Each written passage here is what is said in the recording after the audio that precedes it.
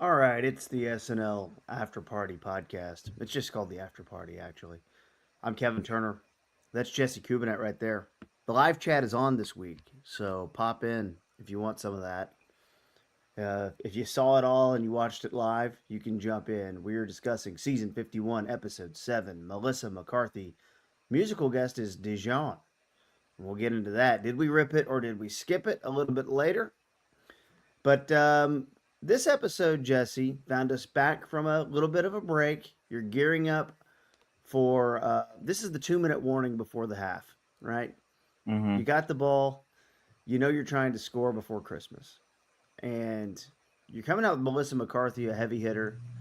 In the middle, you put a guy I'm going to be honest, I'd never heard of until, it was announced a couple weeks ago, and Josh O'Connor.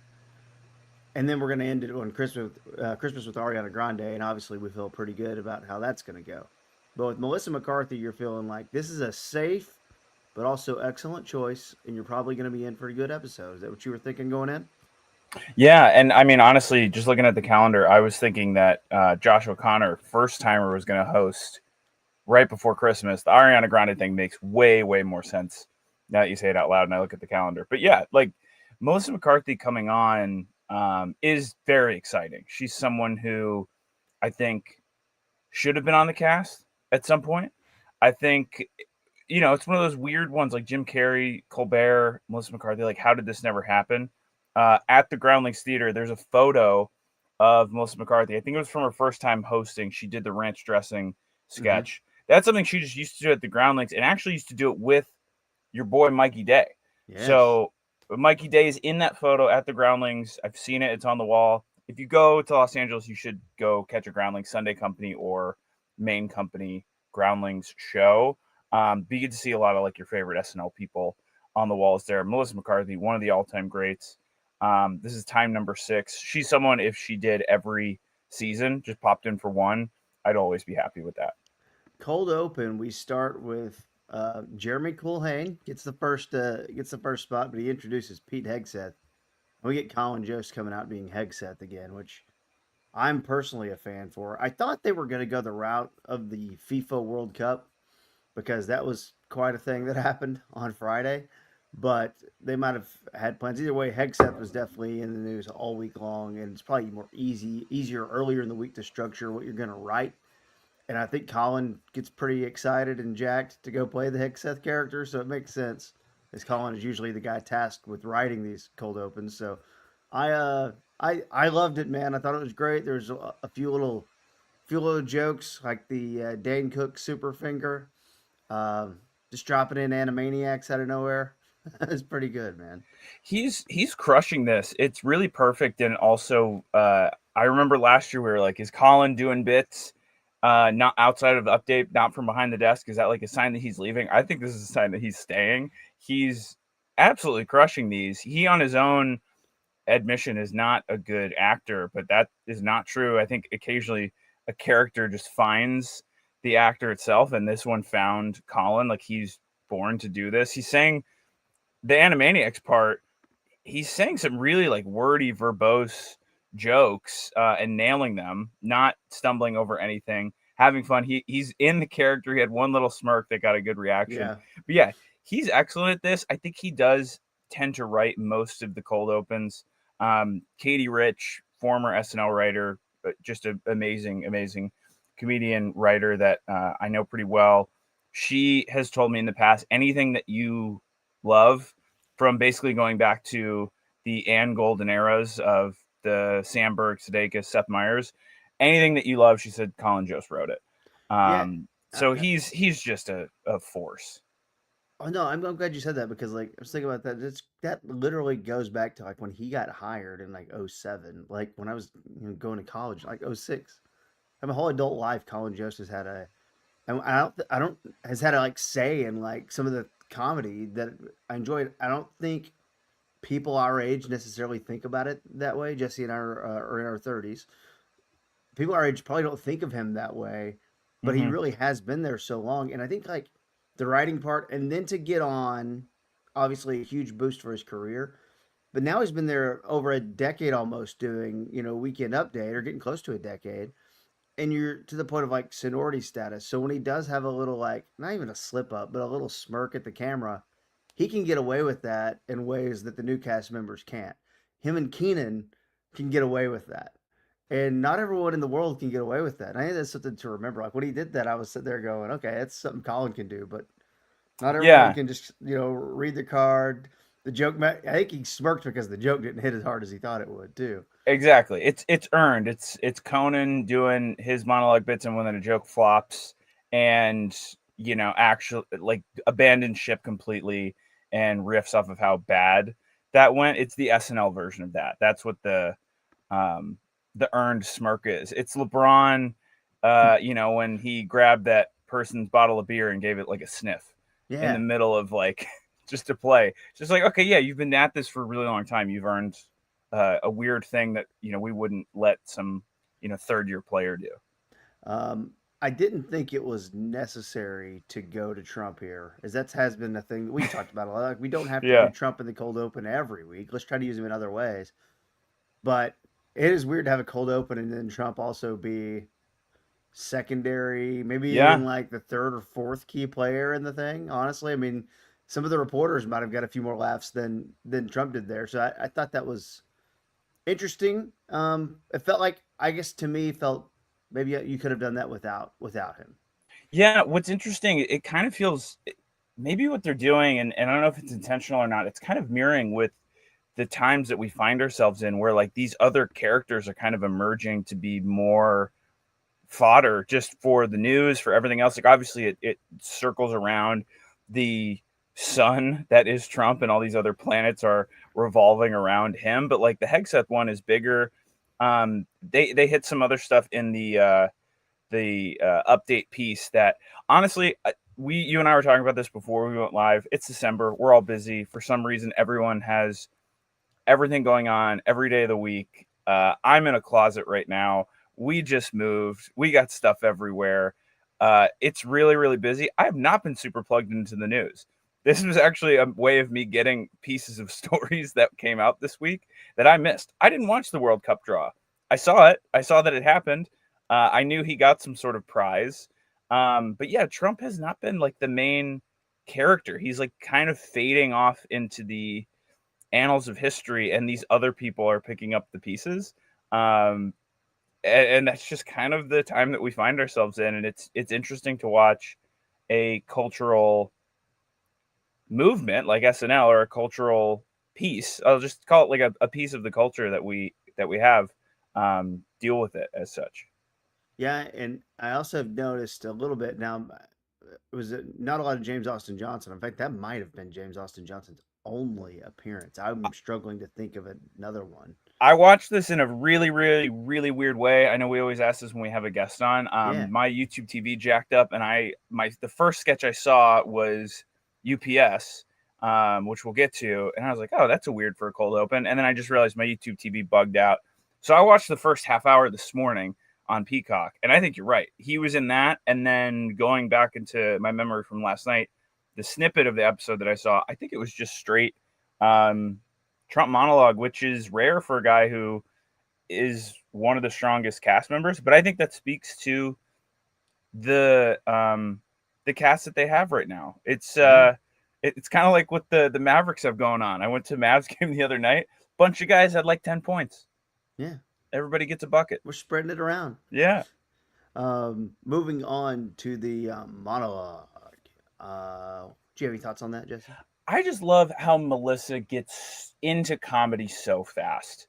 She's so good. When she came out, I knew she was a five-timer already. I couldn't remember where she was, and she, drops it to her sixth. Holiday season, it is a good energy time of year. I know Mulaney said the Halloween show and then the Christmas shows are his favorite, everyone's favorite in the building. I think Melissa brings an energy. Her physicality has always been so good. My favorite monologue of all time is Melissa McCarthy. The whole bit is she's just coming down in really big, pink, uncomfortable heels. That's the whole bit. We get a little bit of that with Marcelo in the piano slide. Yeah. As soon as it comes out, I'm like, he's going to keep pushing her off the stage, isn't she? And that was great. The physical bit of all the snow dumping on her. She's just an all-timer. She's an all-time great. I love seeing her. I think she elevates everybody's game. Yeah, and like the snow dump was good too.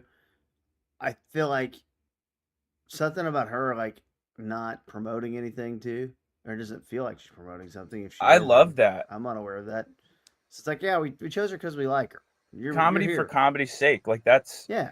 that's great. And I think that's important too. This has like been exclusively on my mind this morning with the guy, the Netflix and Warner Brothers merger. Like it's just gonna be a weird time for media, a weird time for people making stuff. So to have our funny people go be funny that aren't necessarily promoting something, I think is huge. Um, you know, it's a weird time. I'm just glad that SNL is still going. One of the threats of it's Zaslav is Warner Brother and what's his name, Tim something from Netflix. Ted Ted Sarandos. Sarandos. Yeah, I knew Yeah. it was a three-letter T. Talking about how like consumers want to watch stuff at home. I know you and I tend to be homebodies as well. We like to stay home. I love a movie theater. Don't get Oh rid of my movie God, yes. theaters. We need movie theaters. We need people like Melissa McCarthy, places like the Groundlings, places like your local comedy clubs and theaters, doing real live good stuff and like the slop of AI we all have getting thrown at us. So someone coming out to do comedy for comedy's sake, I think is really good. If someone's critical of a movie, one of the first things I'll ask them is like, "Where did you watch it?" And then the other Mm-hmm. thing is, I'll ask myself too if I watched a movie at home and didn't enjoy it like I thought I should have, or like I thought, I don't know. And then I'll be like, well, what was I doing? Well, at home you have all these like the phone or whatever it is like that you can just like get distracted by. Not to mention sound quality. Now I understand prices at the movie theaters are tough right now, so tough everywhere. Everything is expensive. So like I Yeah. get all that, but like I am a I'm a huge proponent too, man. We probably go catch at least a movie a month, if not a movie every 6 weeks. Depending on is there something coming out that we really want to see. This is a comedy show centered podcast, and I think if we were to put a tag on it, it would probably be comedy. Even though we're not really bringing the bits every night, we're mostly talking about bits. I'm gonna go see Fackham Hall tomorrow. That is a Naked Gun style take on like the Downton Abbeys. I'm psyched to see it. It's not everywhere. The trailer looks great. I saw the trailer when I went to the theater to watch a re-release of Clue, which is great. Like, I'm a huge movie theater goer and proponent. I love it. Yeah, hope it never goes away. I know that's not what this podcast is, but man, it would suck if like movie theaters just went away. That's like a huge part of. I mean, I think it's like why we're fans of this. We talk about it Yeah.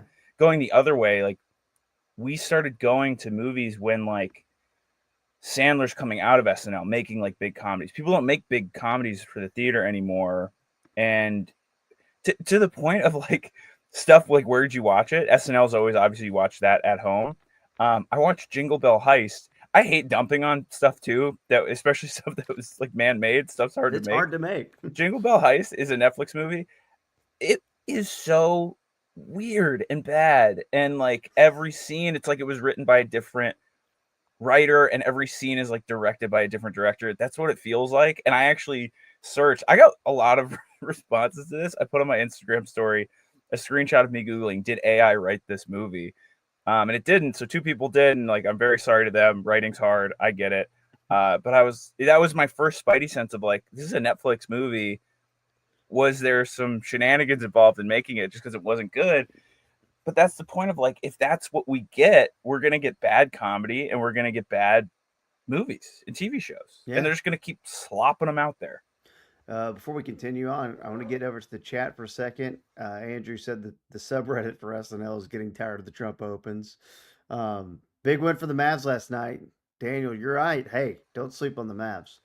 Huge And win. our guy Kerry, also known as Freak Jesus around these parts, says he thought it was decent last night, but not the best, not the worst. we'll go ahead and give our full grades a little bit later in the show for sure. Let's move on right now to the next sketch. The first sketch of the night, Village Market. Hey, and our guy Jeremy Colhane in year one, the TCU kid, gets to open the show, and then he gets to open the first sketch as at a grocery store, and he is a guy who's handing out cheese samples, and I thought that was awesome to get him in there. And then basically you have, Melissa McCarthy has so many different iterations of like the same character that like if you were charting this, it would not be specifically this is the same character, but she's Mhm. played a type of this character so many times over the years on this show, and this is kind of the woman, just kind of the weird woman at the grocery store who is looking for love, needing for love, until you find out the dark turn that she was trying to get rid of her dogs. What'd you think about this for a starter? I really, really liked it. It's a kind of character and a kind of comedy that, like honestly, the two sketches back to back here that came out of the gate, this one and then the pre-tape right after this, are kind of my favorite for different reasons.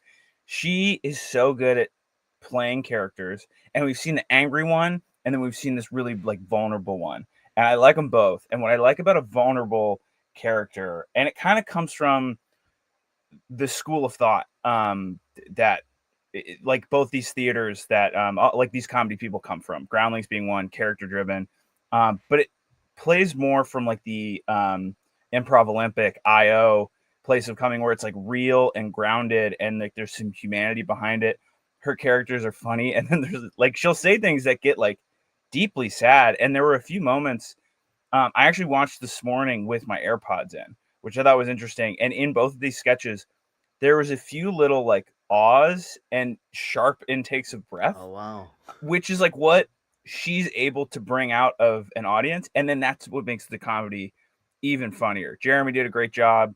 Her physicality with the shopping cart, pushing people out of the way. It's an awkward turn.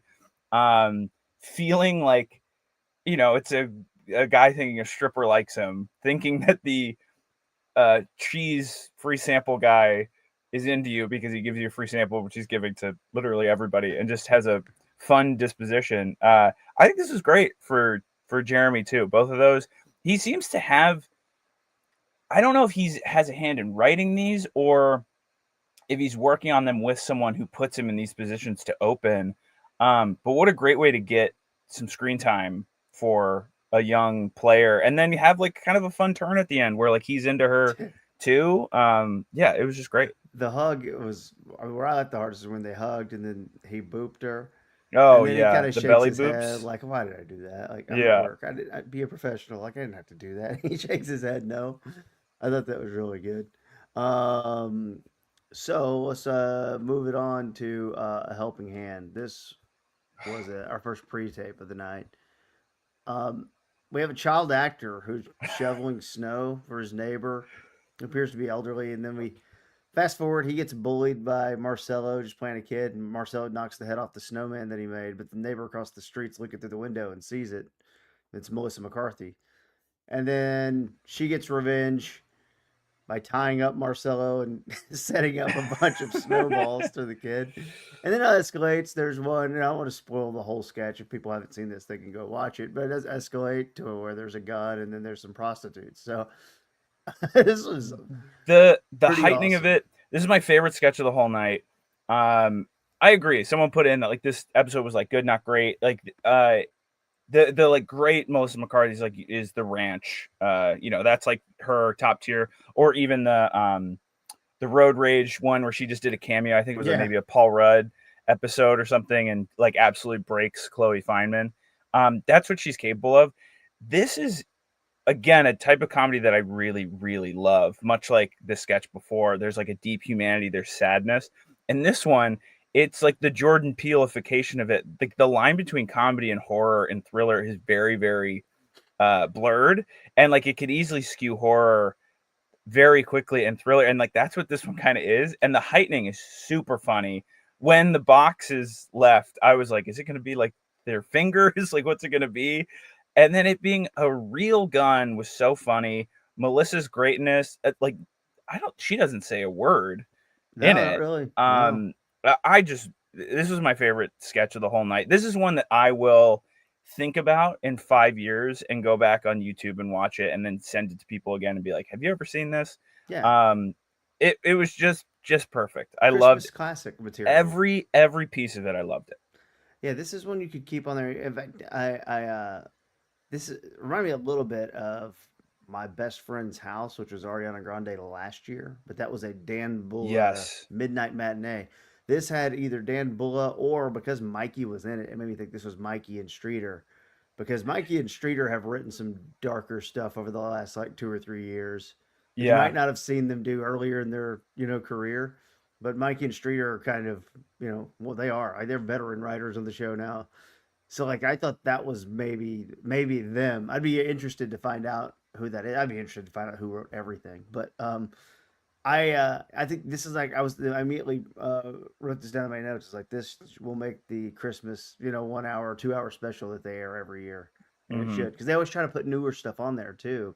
If you Yeah. remember last year, the one that was similar in this tone, or maybe this was 2 years ago, but Heidi is helping Keenan is a homeless person, and Heidi's helping him, Yes. and he ends up stealing her car. And now Mikey's at home, like, where are you? The family's here. It's 8 p.m. You've been gone all day. And she's like, I'm just doing something nice. And she took Keenan out to dinner, and Keenan ends up stealing her car. It was like same tone there, and Mikey in it. So very good. A helping hand. Go watch that if you missed it. Let's move to Donna, the UPS driver. This is Donna is played by Melissa McCarthy. We have Ashley and Mikey as her as I'm sorry, the UPS like got kind of the bosses, and we've got to review some tape because we've got a complaint that she's been doing horribly delivering these UPS packages. We've seen this before with Melissa McCarthy, where I'm going back to the one where she's the basketball coach, kind of a Mm-hmm. parody of Bobby Knight, and she throws the chair. And she's just being abusive to the team. So kind of that. I have one. It's a critique because I did think this was very funny, but my one critique about this sketch. Well, I'm going to even it out, Jesse. I'm sorry. I'm already down the road. It's too far to go back. My critique is she drops a line. She says, "Well, normally I would just go to my go-to move of feigning or faking like I fainted." But she didn't have to say that before she ended up doing it. Mm-hmm. I wish she didn't say that. But to even that out, in fact, to dunk on my critique there, when she pops the squat there and then they say it's 45 minutes and they took the extra step, the extra work to on the time lapse video show it go from daytime to nighttime just for Excellent. the extra laugh. That's the effort we're talking about. I love that part. I thought this was so good. And again, so in 3 sketches in a row, free samples, the pre-tape, neighbor helping hand across the street, and then UPS, you kind of get all three. It's like watching a pitcher give you all of their stuff really early. And I think that this episode will not be like thought of as an all-time great episode, but it's almost like someone pitching about a perfect or a no-hitter, but they Yeah. like had a few walks and like maybe there was an error, but like they didn't surrender any hits, and then maybe they took him out in the seventh. So like in the annals of history, you'd be like, that was just a good game. No one really remembers it as like an all timer, but like we got to see like all of her stuff. I think it's great. We all are down when people break or laugh at it. Like it's I don't know how. I mean, we have 3 groundlings in the room in this sketch, Mm-hmm. so like they're all pros. They know what like ridiculous can be and what's coming. I'm glad that they didn't really break at all. Her like kind of skittering herself out of the room in the faint. I like Mikey calling about like if you're fainting, like how are you doing this? That But was like I like funny. that they didn't really break. They kind of just stayed in it. And yeah, the switch from day to night was perfect. I also would be so curious to know someone like Melissa McCarthy, who is an unbelievable sketch performer and is a trained sketch comedian. I'd be so curious to know like how much are they bringing in or bringing to the table. I remember Louis C.K.'s first time hosting. It was very clear he was like, "Give me everything, like make me do everything." And I don't know like how much he brought to it, but I'm just curious like when comedians host, like how much they're bringing to the table. There's also negative aspects of it. Like I know other comics like back in the 70s or 80s, like bringing their own writers to it, Mm-hmm. which that like definitely is a tone shift and throws things off. I don't think that they do that, but Melissa must and her husband Ben Falcone must have like idea generation that maybe doesn't work in a show or a film, and so they maybe bring nuggets of an idea to SNL, or Melissa just has a deep archive of Groundlings material, and so does Mikey. And oh my god, I'm blanking on her name. Ashley Padilla. Ashley. Oh my Yeah. god, thank you. Yeah, and Ashley, like they both have, going through Sunday Company and the main company, like you're generating sketches every week at a higher rate than you are on SNL. So like they all have a library of stuff that's on the cutting floor. Yeah, and I mean, look, that Ariana Grande is going to bring stuff, Mm-hmm. and be ready to go in a couple weeks. Josh O'Connor, maybe we don't know. Like that's maybe the most mysterious casting of the year so far. He's Like British, right? Or Irish? I don't. I mean, I don't know. I couldn't tell you much about him honestly. I know he's Uh, in the new Knives Out thing, um, but like it. I think that's more like he's if British. there's any strategy, and I like to assume that for you know machines like this that get turned on every single year, they eventually they have their problems, but they get solved.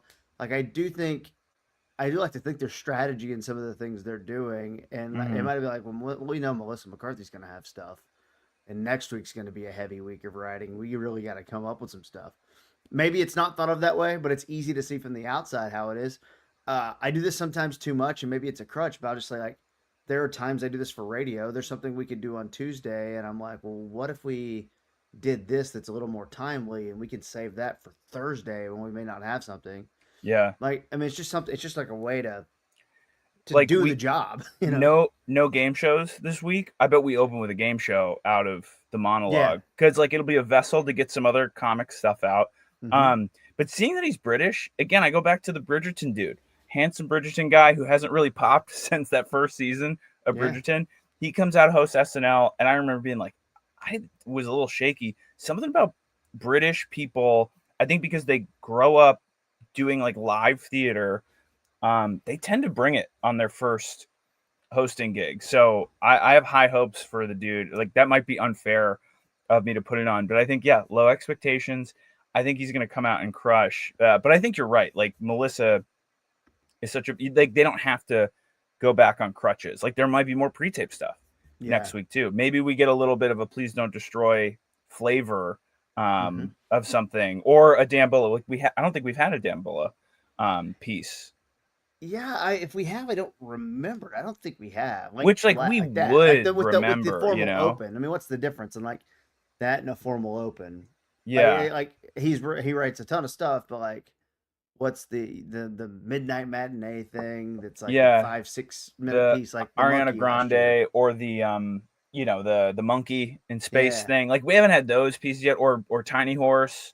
Oh, Um, Tiny Horse. I forgot Tiny Horse. Yeah. yeah, like we're due for something like that, and I think next week is one. Maybe they have it. Maybe they're sitting on it, and then you just shoot a few pickups with this new Yeah. guy. But yeah, Melissa's so good. That would be something if we do ever get to the place where we're talking to people that are actually making the sausage. Like I'd be so curious to know on a Melissa McCarthy episode, how is that approach different than a newbie, a first timer? Rip It or Skip It, song one from Dijon. It is higher. Uh, I First of all, how much did you know about Dijon? You kind of said this at the beginning. I was going to defer to you if you knew about him. Your music knowledge is a little bit deeper than mine. I'm trying to be better at that, with like listening on Apple Music for like new releases and try to find new artists. I had none, no, no knowledge of this dude at all. And good Lord, did he rip it? And not only did I rip it, I went back when I watched this morning. I watched both these performances again. This All was right. so awesome. I loved it. New fan in Dijon for me. Yeah, I thought Higher was cool, the first song. I did not expect, I didn't know what to expect in terms of seeing him perform live. I'd only heard a couple songs over the years. He's been on that periphery where he's kind of like, could he go pop? And he's in the indie world, and he's kind of in this R&B world. Like he's like, I guess what to me, he is the male version of Claro.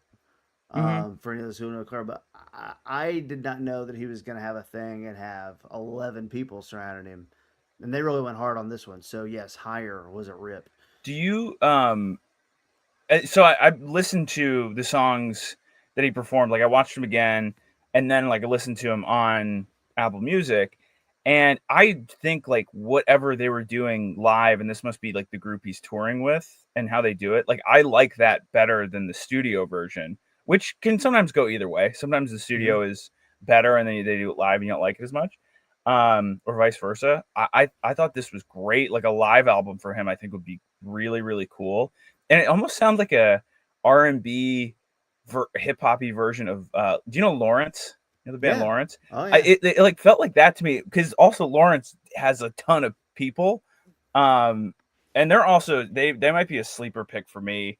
Just as a spoiler in a future upcoming draft, I just love them, and I think whatever they're doing, I don't know if they have a new music booker. Like SNL's obviously like they don't need notes from us on how to do music, but like with Olivia Dean and then this that I didn't have a ton of familiarity with, the music this season is absolutely crushing for me. Yeah. Well, you're not going to get new stuff the next 2 weeks. We will get new stuff, but new artists. You're going to get Lily Allen next week and then Mhm. Cher the week after that. So we Yeah. go back in time. Um, Weekend update. I did see Lawrence open for Harry Styles in Austin a few years back. It's a good Oh, show. very nice. Weekend update. First of all, the run of jokes that I do want to comment on before we get to the featured to the features is I'm glad they hit the FIFA thing because the Hmm. FIFA World Cup draw they added it, and I'm not some soccer guy by the way. I should get that out of the way, but like 48 teams, they had a huge draw, and it took all day because you had rambling people behind a microphone, and then they gave Trump the FIFA Peace Prize, which is just a play on Trump wanted to win the Nobel Peace Prize and he didn't get it. So the Also, from an war of organization like FIFA, FIFA, it feels like an oxymoron too. dude. So it's crazy, and they give him the FIFA Peace Prize, and then Trump goes on to say that he saved millions of lives. And I'm like, well, FIFA. I mean, look, you can just take a little look into going to Qatar a few years ago, Hmm. and the building of those stadiums, and yeah, a lot of people have died at the hands of FIFA. I think that's safe to say. I'll throw an allegedly in there just to cover myself legally. Yeah. But like, dude, it's like even like my like friends who like love soccer, World Cup is their like top thing. They're like, dude, FIFA is trash. Like that is just horrible people. Yeah. and and yet we support it and the World Cup's gonna be here in DFW and all that stuff. So it's cool. It's cool. It is. It reminds me of like boycotting stuff, but then like boycotting Target, but then you like really need something from Target, and you're like, "Ah, okay," and then like that's the World Cup. Yeah. It's like it comes, and we're all gonna love it, and then afterwards, we're gonna be like, I feel a little messy about that. It's a Well, one night stand too. my It's favorite like, one is the oh people who are like, "Wait, man, Kaepernick kneeled, so I'm out on football." yeah, And I mean, where's the that now? the Mike Pence leaving the Colts game in the second quarter, like the performative optics of my God, Yeah, they think we are stupid. it's all theater. Meanwhile, you go fast forward to 2025, and Trump is on the Fox broadcast, and he's with the Commanders game, and he thinks that Kenny Albert and Jonathan Vilma, the announcers of the game, are Washington Commanders like home team broadcasters. The way he's talking 100%. to them, it's a funny 10 minutes of football. It's crazy. Um, the jokes that I really just loved, I love the run off the top because Colin said that the trophy for the FIFA Peace Prize had Trump's gnarled hands on it, dragging the earth into hell, and it really does look like hands coming out. Yeah, Oh, instead of crazy! lifting it up, like they look so like decrepit and It's uh funny. spooky. Yeah, and then Michael Che taking the Home Alone 2 clip with Trump, Oh, with Kevin McAllister asking Trump where Epstein is in the hotel. It excellent. was so good. And then usually Colin will do the scene here joke, but Michael got this one where he said, Christy Nome seen here watching the ending of Marley and Me. was just fantastic. This is So also where, again, in this like run of everything's crazy right now, and like live, and by that I mean lives are crazy, and like we're just all incredibly busy, cramming everything into this last little bit of 2025 with holiday parties and gifts and whatever. I did not catch a ton of actual news this week, and I did not know Christy Noem went to a Mexican restaurant. I don't know if that was a Photoshop. We don't know what's real anymore, dude, which is a no. really annoying thing about opening up your stupid phone and someone sends you a video and you're like, okay, I don't know. But yeah, her, like, if she was wearing a sombrero, like, just the lack of self-awareness. I mean, we got an ice joke right at the beginning, again, tie-in with FIFA. Like, Yeah. it's all like, I laughed almost harder at just the photo of her in a sombrero because of like what this administration is and what they do. Just like, yeah, it's all, whatever. This was just a good, I mean, update always works for me. I have one more joke I need to hit on too because I did write this down. Or I think when you write a joke and you have a backup ready to go based on what you think the crowd's reaction will be, Great. Yeah. a little extra effort because Colin said, uh, you know, with the Epstein estate pictures and the dental chair, and he said to be fair, a lot of a lot of the victims there still had braces, and then the audible groan from the crowd, and then he gets serious. Just the turn goes, "What, you think they should have crooked teeth?" Like, That's a vet just move. yeah, no, Having one in the holster. Maybe you need it, maybe you don't. Glad you have it. that's a guy who's comfortable, and Absolutely. I love it. He seemed uncomfortable sometimes on Pop Culture Jeopardy. I don't know how much you watched of that on Amazon. I actually, as someone who is very much Team Jost, you'd be shocked. I have not watched that. You need to watch the entire run. Maybe I'd love to, it's because I something think to. I'd be good at it too. Because Oh yeah, I love Jeopardy, and nothing makes me feel dumber than watching like non-college Jeopardy. yeah. Because college Jeopardy, it's like, what are the Harry Potter movies? But real Jeopardy, it's Jeopardy hits. If I get one right on Jeopardy, I feel good about myself. I made a rule like this is me and my wife would. This was a time killer, like early in the summer type thing or whatever. But it was like, hey, we're playing Pop Culture Jeopardy. We're gonna watch it, and then if we don't get half the answers right, and I'll keep score. If we don't together get half the answers right, then we've got to watch another one until we can get half the answers right. And most of the time, we would get half the answers right because it was a lot of these were like right down the lane of Yeah. guys like us who watch movies. But it was interesting to see the variance of it getting into old stuff and Gen Z and even Gen Alpha stuff and internet culture and all that.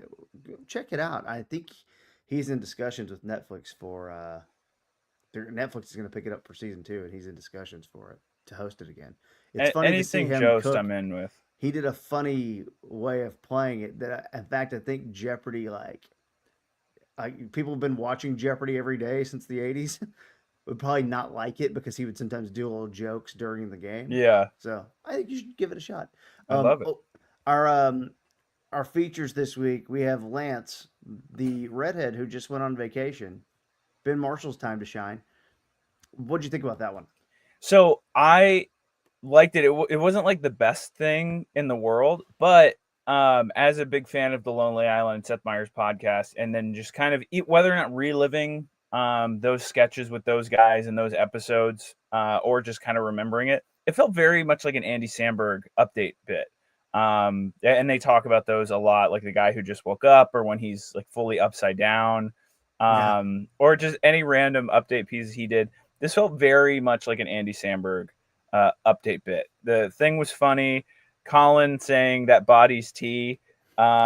Just again, kind of like this update had little asides in it, like the one you just mentioned, and even like the body's tea, and yeah. like the bikini outline sunburn on Ben Marshall. Dude, I think Ben Marshall is going to launch into another stratosphere. I He's a think he's going star. to be the hottie. I think everyone's going to like. I could see him like that Sabrina Carpenter episode where they played a couple.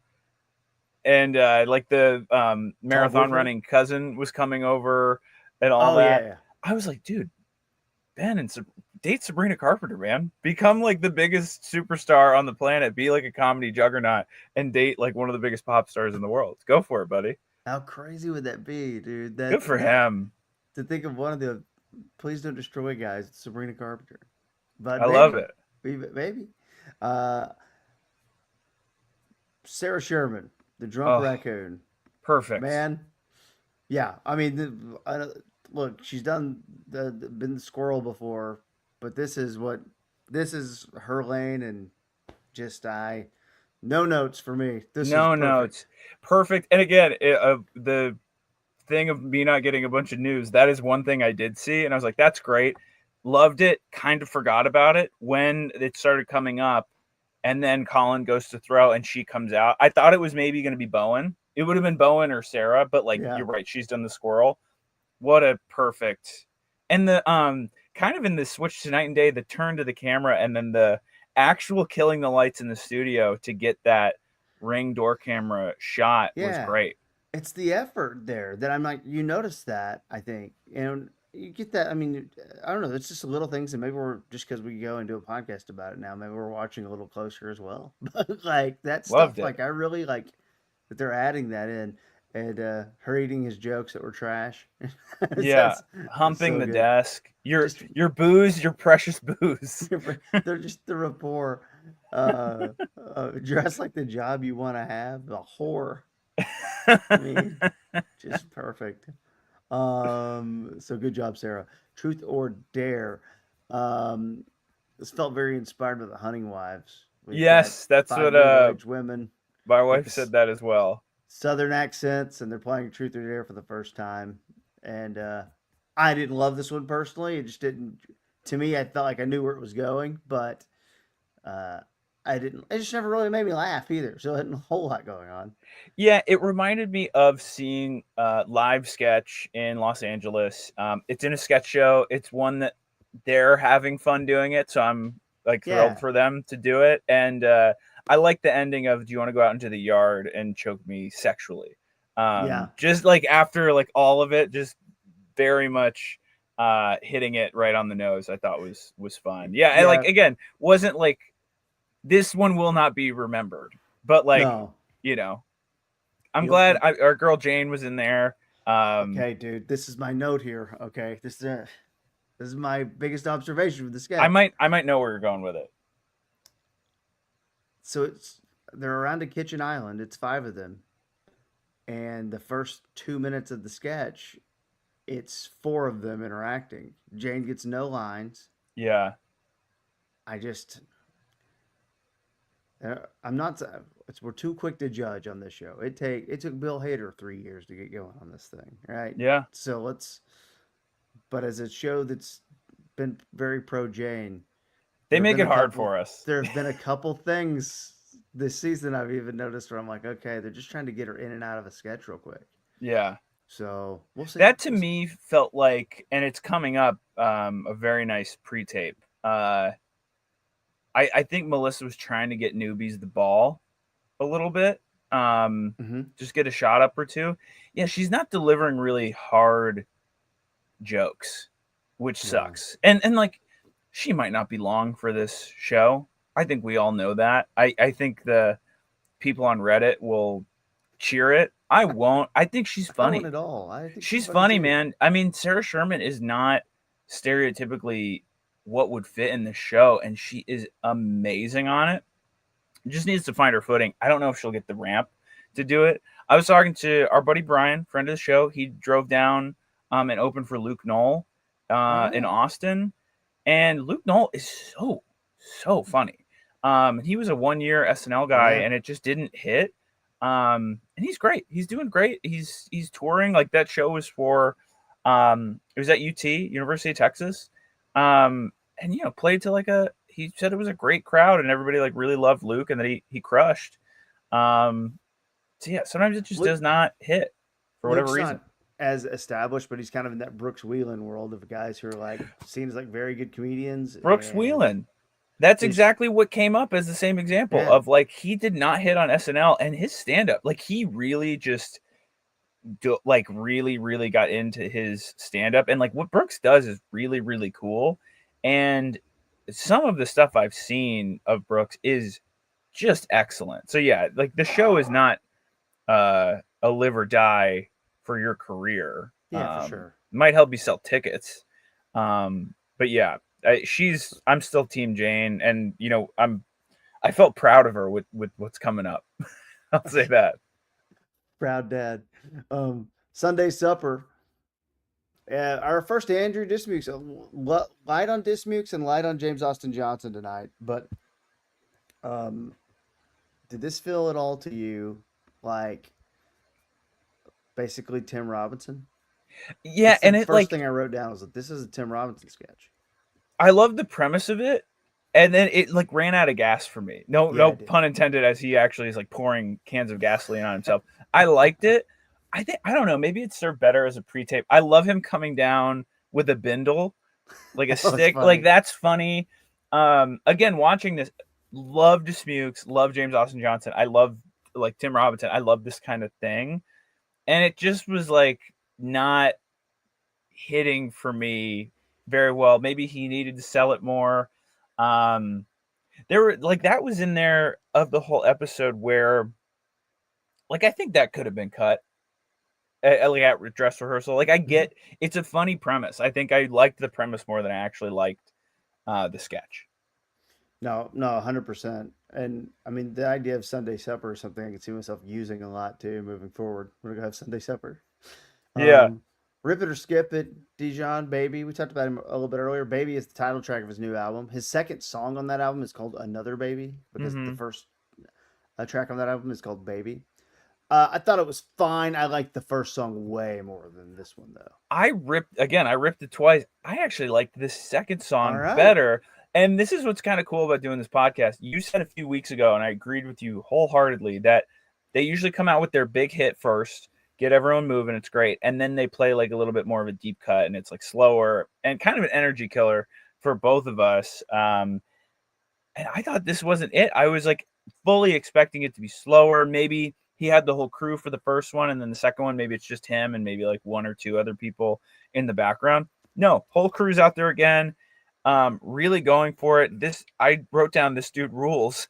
And I just loved it. There's something about it. He really hit for me this week. It did make me want to go back and look, like what all have I missed from this guy's career? Because it's definitely someone I've always just kind of ostensibly known the name of, seen across different playlists and things like that, but never done like any deep dive or anything. I knew he had a song. He didn't play it. I thought he would play it. This was called Yamaha that I like a little bit. But yeah, so there we go. Dijon. Loved it. Cousin Planet pre-tape. Really Jane and fun. Veronica. Now they did a bit on social media for Cyber Monday, and it did kind of blow up like Oh, Instagram and nice. I YouTube didn't see that. in terms of like YouTube numbers and all that stuff for the show. It did really well.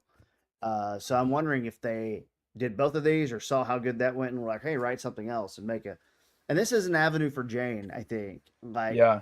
we know that she got cut too a few weeks ago. I had another keyboard song at the weekend update desk, and it got cut. And this might be a better avenue for her I think because so. you're benefiting the show. Like, we've heard again, like we talked about the Lonely Island and Seth Meyers podcast about how, like, you are such a helpful hand to the show if you have a pre-tape that they can slide in when time is tight. Mm. And I think if it's a good way for the new cast members as well, which Jane I would actually still classify as new. It's not her rookie year. A great way to help the show. Do stuff like this. Have it ready in the can, and at any time, Lauren can hit the button, and there you go. Cousin Planet gets on the air. And what a funny premise. Cousins don't exist in the summer. That's so funny. Melissa being in there, being the mayor of Cousin Yeah. Planet.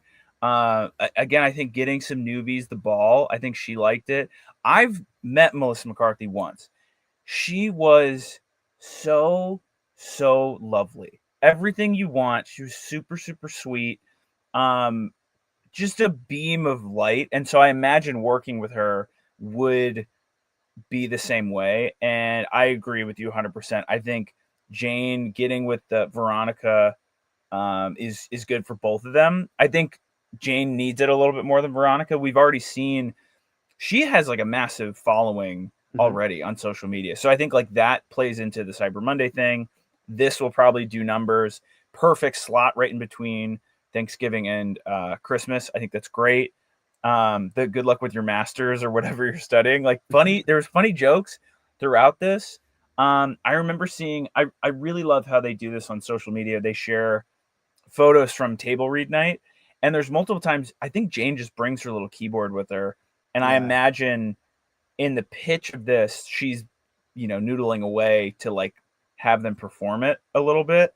Mhm. I thought this was awesome. Cool of Melissa to do it. Fun for both of them. And yeah, Cousins Don't Exist in the Summer was really good for me. And good for late. If you're like me, I watched this one.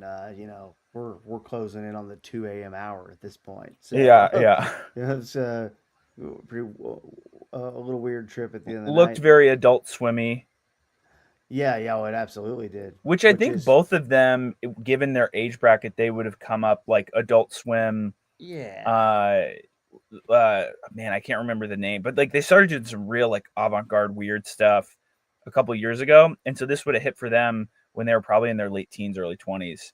That style, and then it reflects in something like this. last one of the night. Christmas Village News Report. Tommy Brennan is your Spectrum news anchor. We have Melissa and we have Bowen. Another light night for Bowen. Yeah, And they're a couple. And man, this I thought there's a line in this where Tommy, as the news anchor, asked them what it's like to be gay, and Melissa McCarthy goes, "Gay," or "What's it like to be gay in this town or whatever?" And Melissa McCarthy goes, "Gay," and Bowen goes, "Town," like because they're yeah. in a this is a village. What are It's you a talking village. about? Yeah, yeah. This is another one where this will not, be super well remembered. What I like Not on the about Christmas special for sure. no, not on the Christmas special. Funny again. I love when Bowen comes out for Good Nights. He's still dressed like it. That is just something I enjoy when people are in the sketch Yeah. and they're just still in the costume. That's always funny. Um, I think when Bowen is with good performers, he's elevated, and he doesn't. He's in danger of being in like Kate McKinnon territory, where Kate McKinnon towards the end was very much like the end of LeBron, like sniffing the beer bottle or whatever. Kind of like wink, wink, nudge, nudge into the camera. In a way where like she did it too much. Colin doing it Yeah. a little bit because he doesn't do that much is perfect. And Bowen can kind of do that a little bit, but he's with someone who's such an absolute superstar in the sketch comedy arena, like Melissa McCarthy, and she just is a machine of comedy. This wasn't like the funniest sketch ever, but watching her do her thing is great. And it reminded me of early Melissa McCarthy. I think this is pre Bridesmaids. So she was doing like I've never seen Gilmore Girls, but I know she like did Gilmore Girls and then had was a groundling. So probably did a bunch of stuff that like we haven't really seen. When she starts to really pop, obviously Bridesmaids is the number one. Hmm. But in This Is 40, whichever came first, I can't remember in time. Maybe they shot one before the other. Very similar camp with those people. There's a scene where Paul Rudd and Leslie Mann's kid has something going on with Melissa McCarthy's kid, and they're in the principal's office, and Melissa McCarthy is going really hard at both of them, swear like angry Melissa, where she's like swearing at him and like improvising, riffing insults. And there's blooper reels out there of Paul Rudd and Leslie Mann can't keep it together, and Melissa stays in it and keeps going and like only gets angrier and angrier, and like I've just never seen her break to my knowledge Yeah. of 6 episodes of SNL. I don't know she does it, and so I think that keeps It's a pro, someone like man. Bowen in character too. So I think there was something here. I think there was more meat on this bone, and then you get ribbed condom is so funny. They're having fun with names this year, which I Yeah. like. That was I was wondering if they were it did feel like rushed too. Yeah, I mean I knew based on where my DVR was what time we were looking at too. So yeah. um but let's move on to the game balls. Um I have my two narrowed down. So I'm gonna only I give have one. I'm ready to pivot off anything you have. I have one, and I would have never in a million years thought this. I'm giving it to Dijon. Oh, okay. I Wow. thought I thought he crushed. I thought he was so good, and I would have never thought like on yesterday afternoon. I remembered it was Melissa McCarthy, and I was like, "Oh my god, Melissa McCarthy!" Like we're in for a Melissa McCarthy episode. I think I had seen the ranch dressing. They like shared it on their socials, and I came across it, and I was like, "Oh my god, yes, it's a Melissa episode. We're gonna get some bangers." I did not think I'd be giving my game ball to the musical guest that I had not really heard of or didn't really know, but he crushed for me, man. He's I got a new fan. Again, the music this season, I would go see him and Olivia Dean live with zero pause because they were so good. My game ball goes to Mikey Day. Mm-hmm. Welcome back. I do think he had a hand in that, a helping hand sketch as well, and that part will help as well. But uh, Yeah, I then like to know with him and Melissa being in the same Groundlings cast, for a small amount of time is very cool. So Mikey Day gets my game ball. Big I would Mikey Day also supporter here.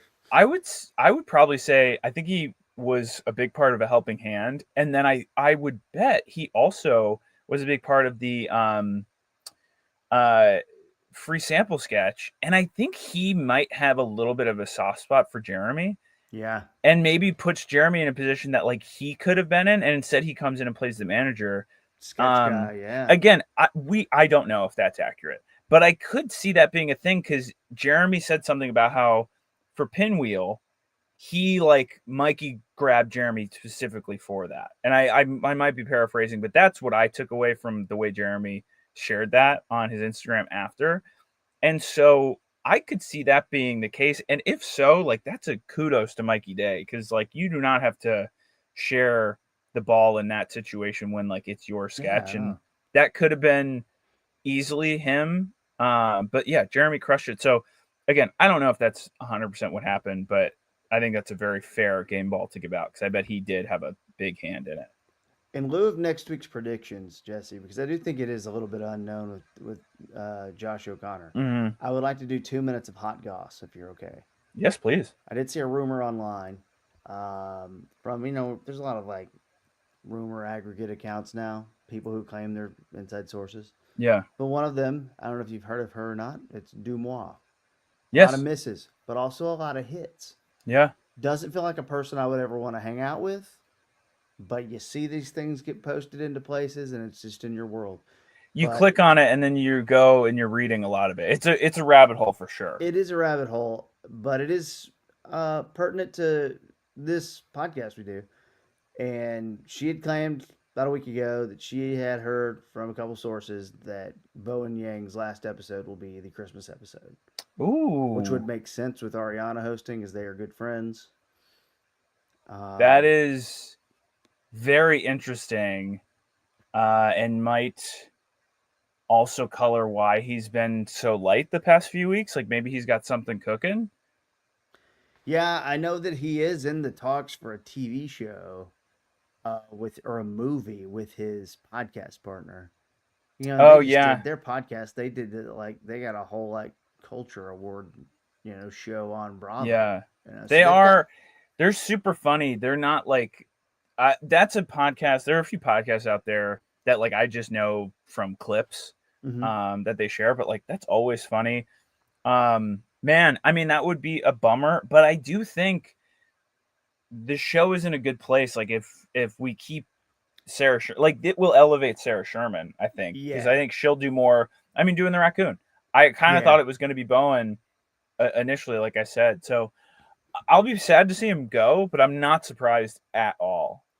We'll see. It just lines up too with Ariana hosting as well. Yeah, That it would make sense. So we'll see. And that's where I'll kind of leave it for next week's predictions. If I had to give one quickly, I would say that we get a cameo, maybe a little help, maybe someone from the new Knives Out, yeah, Wake Up Dead Man movie. Josh Brolin, who's been a host before. Jeremy Renner's been a host before. Kerry Washington. These are all people we hadn't thought of, but have been a host in the last 10 years. yeah. That might make sense to pass through and swing by. So that'll be my prediction for next week. I said it earlier. I do think out of the gate we get a game show with Josh O'Connor in it. just to kind of set the table. We didn't get that this week. Might be a Christmassy type game show. And I think this guy's going to do well. Something about those British performers when they come on, they tend to perform really well. And I don't know what the deal is. It might just be the way that they do comedy over there. Again, this is not a prediction. If I may throw out a recommendation, this is what I watched before I put it on last night. I got a VPN specifically for this. Threw it over in the UK. If you can get access to BBC One, since this guy's British, this is why I'm bringing this up. Have you ever seen any Alan Partridge? No. It's so good. It's so good, and it is. He's this character that hold on, let me get it all.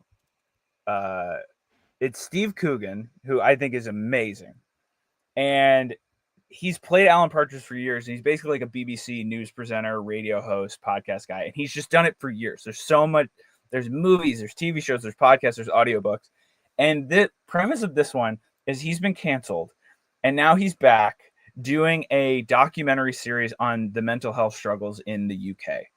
And I watched the first episode last night. It's so funny. Like, you can't get access to it here. I got a VPN specifically to watch the show because the first scene that I was like, I have to watch this. He's volunteering at a soup kitchen, and he's judging people whether or not they're homeless based on how much soup he should give them. You should go watch it. I think we're going to be in for a treat. I love British comedy and British people. So fingers crossed we get a good one. Yes, absolutely. Next week, Josh O'Connor and Lily Allen. Thank you all for listening on Spotify or Apple or anywhere that you are, if it's on my YouTube channel as well. That is Jesse Kubanet. You can follow him on all the places. It's at Jesse Kubanet. Kubanet. Jesse with no I. It's Jesse. Never had an eye. Banet. I'm at KT Fun Tweets on social media. If you have your thoughts, we'd love that discourse with you. We love that type of stuff. We love discourse. So for Jesse, for everyone who watched and hung out with us, thank you. And for me, Kevin, this has been the After Party, and we'll talk to you next week for Season 51, Episode 8, Josh O'Connor and Lily Allen. Have a great week, everybody. Okay, cool. Good times. And then we'll talk off air.